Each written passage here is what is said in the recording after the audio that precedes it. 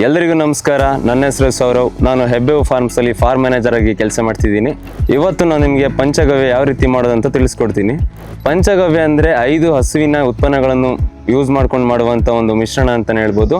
ಆ 5 ಹಸುವಿನ ಉತ್ಪನ್ನಗಳು ಯಾವುದಂದರೆ ಹಸುವಿನ ಸಗಣಿ, ಗಂಜಲ, ಹಾಲು, ಮೊಸರು, ತುಪ್ಪ.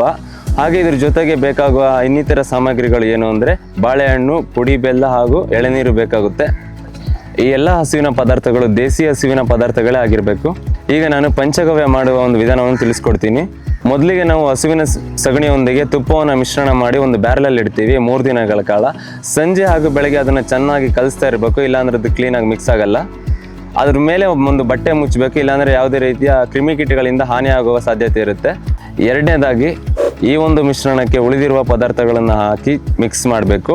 ಈ ಒಂದು ಮಿಶ್ರಣವನ್ನು 15 ದಿನಗಳ ಕಾಲ ಬ್ಯಾರಲ್ನಲ್ಲಿ ಒಂದು ಬಟ್ಟೆ ಕಟ್ಟಿ ಒಂದು ನೆರಳಿನ ಪ್ರದೇಶದಲ್ಲಿ ಇಡಬೇಕು. ಯಾಕೆ ಇಡಬೇಕಂದ್ರೆ ಬಟ್ಟೆ ಕಟ್ಟಿ ಅದಕ್ಕೆ ಬೇರೆ ಯಾವುದೇ ರೀತಿಯ ಕ್ರಿಮಿಕೀಟಗಳು ಅದಕ್ಕೆ ಹಾನಿ ಮಾಡಬಾರ್ದು. ನಂತರ ಬೆಳಗ್ಗೆ ಹಾಗೂ ಸಂಜೆ 15 ದಿನಗಳ ಕಾಲ ಈ ಒಂದು ಮಿಶ್ರಣ ಚೆನ್ನಾಗಿ ಕಲಿಸಬೇಕು. 15 ದಿನಗಳ ನಂತರ ನಮ್ಮ ಒಂದು ಪಂಚಗವ್ಯ ಸಿದ್ಧವಾಗಿರುತ್ತೆ.